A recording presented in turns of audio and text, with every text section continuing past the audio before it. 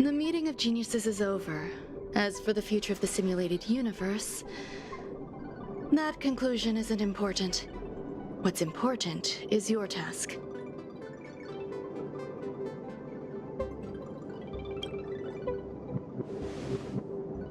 You look upset, correct?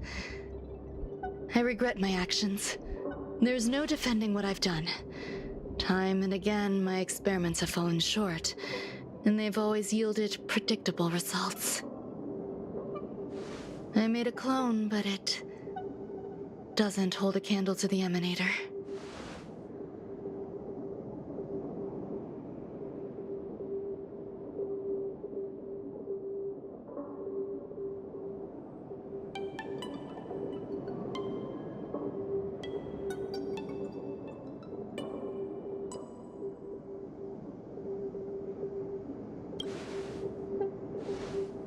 Exactly as predicted. 56 seconds on the dot. Restrained by time and place, its code of life could only be considered an incomplete attempt. I managed to replicate the moment it was born. However, it would soon disappear and be reduced to particles. Like every living being, it inevitably faced its demise as it journeyed towards the end. I find no fault in that. However, even the briefest life should have meaning. I want to know the limits of its capacity. It will indicate how far I've gone in a field completely incomprehensible to me. And it was a minuscule step, just as I had predicted.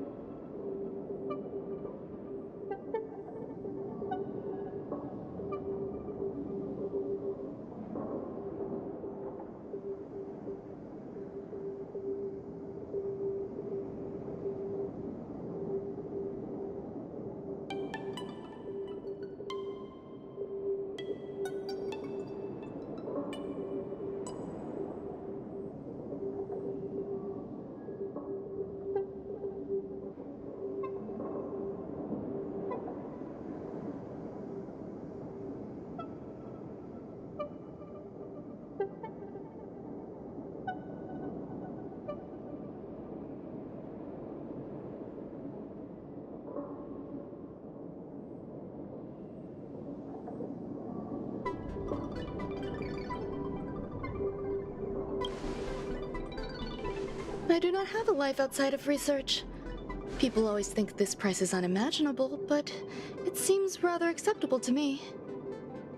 I must admit, I'm not fond of scenarios where everything aligns perfectly with my expectations. An experiment should have its unforeseen twists. That's where the joy lies. Even the most predictable storylines can have their pleasant surprises. I have to admit that these little ones born in the process sometimes move me. I see a human-like response in them.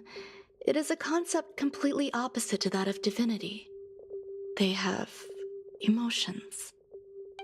Emotions may be either positive or negative. However, the love rooted in the depths of their heart is eternal and unchanging. They're still a long way from becoming geniuses, and are therefore unable to discern whether this love is one of friendship, romance, or familial love. That being said, can even geniuses tell the difference? I cannot, at least. I do not understand what love is, and cannot respond to their feelings. Do you believe my actions were wrong? There's no need to tell me your answer. I just felt like asking the question. How should I take care of them? Perhaps leaving them at the space station is the best choice. Do I seem irresponsible?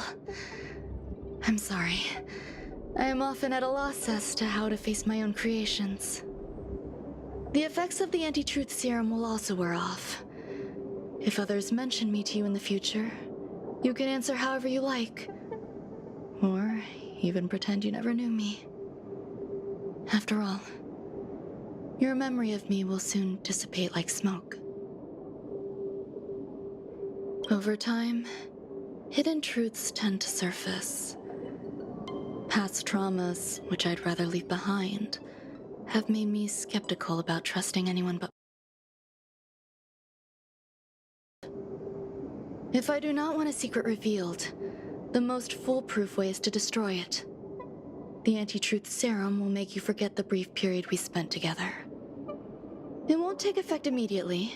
It is a slow, intangible process, like the sweet fragrance of lotus leaves, plum blossom, sticky rice, and frosting sugar. Perhaps you'll remember someone performed selfish experiments on the space station, but you will no longer remember their identity. Perhaps we'll meet again someday, but you won't be able to connect me with the recollection. That way, the connection between life forms will be erased. Friendships, secrets, grudges, lies, all will disappear. It will make our lives more relaxing. I believe you.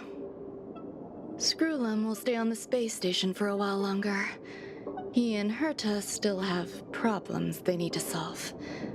As for me, I'm leaving soon and won't bother with goodbyes.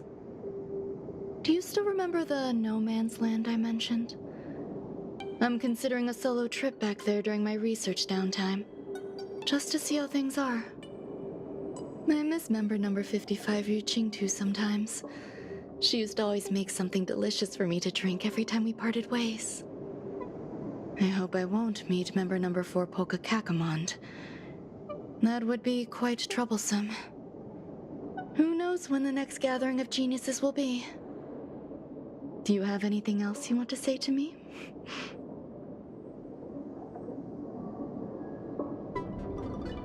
I find that difficult to answer.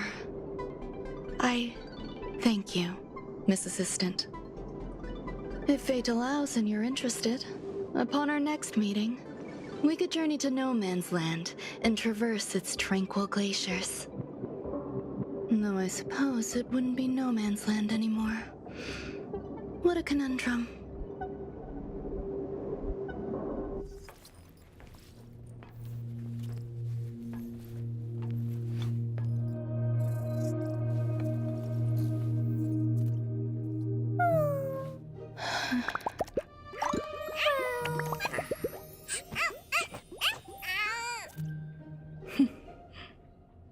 Huh?